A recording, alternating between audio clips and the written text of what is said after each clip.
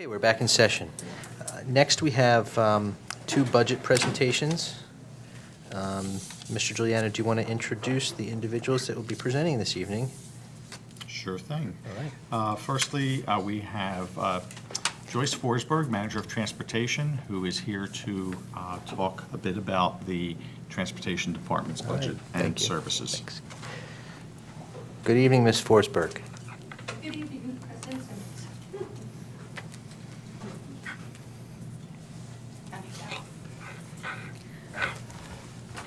Good evening. My name is Joyce Forsberg, and I am the Manager of Student Transportation. I'd like to thank you for the opportunity to meet with you this evening to discuss the Transportation Department's budget. And first, I'd like to provide an overview for you of the department's responsibilities. Our Transportation Department has a complex and extensive operation which is vital to the education process. Our primary goal is to safely transport students throughout the district and the state. As we perform this goal, we continuously monitor our performance to make sure that this is done in the most efficient and effective manner possible. In total, we are responsible to provide, paper's stuck together, sorry, transportation services to nearly 6,500 East Brunswick students to and from school each day. We are also responsible for providing and arranging transportation for students that attend charter, non-public, and added-district schools. We also provide numerous other transportation services throughout the district, as we are responsible for coordinating trips that directly support the curriculum, extracurricular activities, and athletics. The cost-saving measures serve to reduce costs for those such as athletics, band, and music programs and the community programs. The Transportation Department operates currently with a fleet of 41 vehicles. The fleet is utilized to cover approximately 40% of the routes as well as trips. This has significantly improved the district's efficiency. The remaining 60% of the routes are services through service contracts with private companies and the Educational Services Commission of New Jersey. The fleet replacement program that was initiated to ensure the reliability of equipment and to control vehicle maintenance costs has proven to be successful, as the new vehicles are purchased with a 10-year extended warranties rather than relying on limited manufacturer's warranties, and has added significant value on the resales. With driver shortages continue to be experienced statewide, support of the Board of Education and Administration has enabled the Transportation Department to hire experienced drivers to fill positions that were open last year. However, the availability of qualified substitute bus drivers remains very limited. The budget recommendations presented in the draft report represent very modest increases. These are mostly related to the state-established contract services CPI of 1.51%. In the request section, you see a recommendation for additional office personnel and 2 substitute bus drivers. These positions are needed to provide additional support with the daily operations, such as responsiveness to parent calls and inquiries, student transfers coming into and leaving the district throughout the year, bus staff absences, and the myriad of compliance reporting and student safety responsibilities of the department. I would like to thank the board for allowing me to make this presentation and for your continued support of the Transportation Department. I also wish to recognize our staff who work diligently to provide safe and efficient transportation services to our students. The board's continued support has been essential to the success of that mission. If there are any questions regarding the transportation budget, I will be happy to take them at this time. Mrs. Shaw? Yes, ma'am. Do we currently have substitute drivers who report every day, who are considered to be part of our? I have one substitute bus driver that reports every day. So just one for 42 buses? Yes. Wow. A little bit of a gamble, think Yeah. about it. Anyone else? What are the challenges, because you mentioned, and that's one of your budget requests, I would have to think that when you have illnesses and things, you're going to learn kind of earlier in the morning. What's the protocol? What do you do when you have only one substitute? Well, as I've learned from experience, there's a couple of drivers where I leave what's called pockets in the tiered program that we have. So I'll have like 2 drivers that don't have a high school or Churchill. I have 2 drivers that don't have Hammersholt runs, middle school runs, and I have 1 driver that does not have an elementary run. So it's a puzzle. You're putting the puzzle pieces together. That's exactly what it is, but yes, I do that. Wow. Wow. Okay. Thank you very much. Thank you. What's next? Next up is Nick Latronica, Chief Information Officer, to talk about the information technology budget. Thank you, Mr. Giuliano. I can move this out of the way. I will try to not bore you all with tech talk, but if you have any questions, please feel free to stop me and I'll answer anything along the way. First of all, I wanted to thank you all for being a very technology-minded board. It makes my job a lot easier. And I wanted to start with giving kind of a quick level overview of everything that the Technology Services Department and budget supports. From a device standpoint, we have close to 6,000 mobile devices, so that's a combination of laptops, Chromebooks, iPads, not to mention BYOD devices, so students bringing in their own personal devices. And that, of course, comes with hundreds and hundreds of wireless access points throughout the district. Over the past 3 years, we've gone from having very spotty wireless access, mostly in our hallways, to having pretty solid access in all of our classrooms, labs, media centers. We have probably between 3,000 and 4,000 desktop systems. That's a combination of PCs and Macs. And we have projectors and smartboards in just about every classroom in the district. We have about 12,000 students that we manage. 10,000 of those are student accounts, and all of those accounts have access to email and varying levels of network access. So a lot of security concerns that we have, making sure that everyone's data is protected. Over the past 3 years, the structure of IT has changed so much in what we support and how we support things.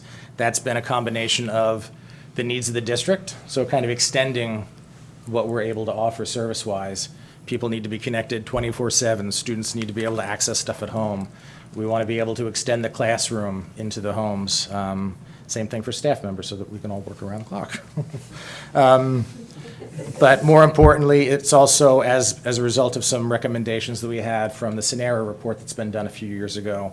And we've been keeping a much stronger look, taking a much better look at security and making sure that we're using best practices to make sure that everything is safe, secure, and we're following industry best practices.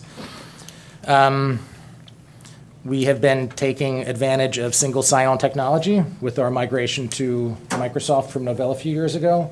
This is important because it allows us to really keep a single point of login for everyone. It makes it easier for everyone to remember how to get to their things, but it also makes one place for us to keep an eye on account security, which has been a huge thing for us. This, of course, means that we need to have good tools for everyone to be able to manage their accounts. When students are at home, when you guys are at home and you're not here in district, it's hard for us to reset a password if you're not in a building. So being able to take advantage of enterprise-level tools that Microsoft has to offer is very important to securely manage these accounts. We're continuing to take advantage of current trends as recommended by Sonera to be able to host systems and applications whenever possible. And it also, once again, allows us to take advantage of industry best practices. The people, companies like Microsoft and Google obviously have a lot more up-to-date current knowledge than we would be able to have in-house. Let's see. The other thing that's really great about us outsourcing a lot of this stuff and utilizing these cloud-based services is it puts us in a much better place in the case of a disaster. If we have a building that goes down, we still have access to email, we have access to communications, and we have access to any of our cloud-based data. The IT budget itself has a lot of renewal-based or subscription-based items. Most of these items start out in a department, such as special ed or curriculum. It gets vetted by the appropriate council, the curriculum council, or the the business IT council. Once they're adopted, it then kind of rolls into the IT budget as a regular item. This way, we can kind of make sure that we're licensing properly, that they're licensed either based on user count, number of devices, et cetera. At this point, like I said, they're added into our budget, and we just manage those contracts. You'll see those throughout the budget, things like Encourse, Naviance, IEP Direct, Versatrans, Genesis. The budget also supports overall communications for the district, our telephone, our internet, and the district-wide wireless that I talked about. District-wide systems that extend beyond the classroom, such as the Microsoft program that I mentioned, our Blackboard communication system, a website, web services, just about anything that touches a computer ends up in our budget in one way or another. We also have a lot invested in server and endpoint management. So not just managing the servers themselves, but making sure that we have effective ways to re-image the computers when we have park testing or in the beginning of the school year when we need to kind of refresh everything, make sure everything has up-to-date software, pushing out software. When we have to push out software to 4,000 computers overnight, we need to make sure that we have the tools to be able to do that quickly. There's also items in here that you'll see throughout the budget to do with internet filtering, firewall, to keep our district safe and manage those systems effectively. You'll see some items in here for consulting fees. That's mainly to supplement our staff when we have special projects, or if there are support issues that come up that are outside of our abilities or outside of any kind of support contract. This is usually on the network side or the programming side. Most of the items within the budget have really remained unchanged with, there's been some small variances to allow for prices either go up or down based on number of students that we have in the district, number of desktops that we're using. As we reduce desktops and we're going to more Chromebooks, the number of desktops that we have reduce, and that allows us to save money in some places. But then also, if we've realized that some tools that we're using aren't effective, we go ahead and we stop utilizing those so that we can allocate those funds for more effective tools. The main changes this year for the budget, you'll notice there's an item in here for Cradle Point phone failover. This allows us disaster recovery kind of failover in case our phone trunks go down so that we can maintain telephone communications, which for a school district is very important. Also changes to the way that we handle our user account security and email. So I'm sure, actually probably most people in this room have gotten notices that your passwords are expiring. So one of the things that I want to add in here is a way to manage the accounts better directly through Microsoft. So you can go to the Microsoft sign-in portal, you know it's a secure place. It's very easy for you to reset your password as opposed to the current system that we have, which currently is only for staff members. We want to be able to extend this for all students as well, because in the summertime, it's important that students are still able to log in and get to the Google Docs. Another big addition is antivirus renewal. For the past 5 years, we've been using a product which has offered licensing for free to school districts. They've discontinued that program. After a little bit of mild begging, we were able to get them to extend it through the end of June. But come July 1st, actually July 30th, we need to have something new in place. And then on page 16, there's also the Azure Premium, which is the advanced account management that I spoke about. All of these changes are really without any increase to what our last year's budget is. The only small, very tiny additions that we're looking for this year, we're looking for a new product called Hibster, which is an anti-bullying management system, which has been vetted out by Lou Figueroa's department and guidance. And it's really an amazing system. It's one of the industry leaders out there right now to help us manage these types of situations. And this year, we also were able to secure a very effective trial of Microsoft Advanced Email Scanning Phishing Security Software, which not only will it effectively scan our attachments, for those of you that get emails that say scan in progress, you know that it's kind of doing its job. It also pre-scans all links and emails and checks them for malicious content. The other thing that's amazing about the software, because I know you look at the prices and you say, oh my gosh, is that really what it costs? More importantly, it gives us the ability to really effectively monitor and report on these things. So if at the time we don't realize that this link is bad, and I found out that we have a teacher that clicked on this link and it was bad, I can see everyone in the district that's clicked on that link. That's whether they're at home, on their mobile device, at the library, on their work computer. Since our accounts now extend beyond the district, we can't just rely on antivirus software running on a computer. We need to make sure that we're really monitoring and securing the accounts at the ground level so that we can, make sure every aspect of our environment is kind of safe and secure. I have any questions? Yes. Thank you, Nick. First, just a comment that anyone who's viewing this program should keep in mind that it's when we talk about technology in the district, it's not just the technology in the classrooms that the teachers are using, that the students are using, but the technology that helps run the district. The programs that we use for our finance department or transportation department, anything, child nutrition, human resources, everything is electronic and technology-based. So a good part of your budget is overseeing that, maintaining it, refining it, and making sure that we have what we need to run the district. So this is a question that we talked about when you presented to the Finance Committee.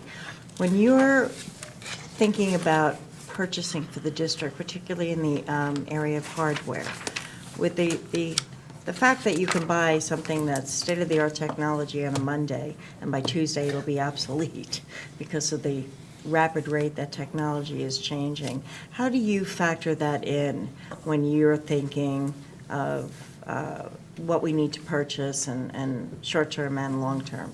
Well, everything is a joint decision.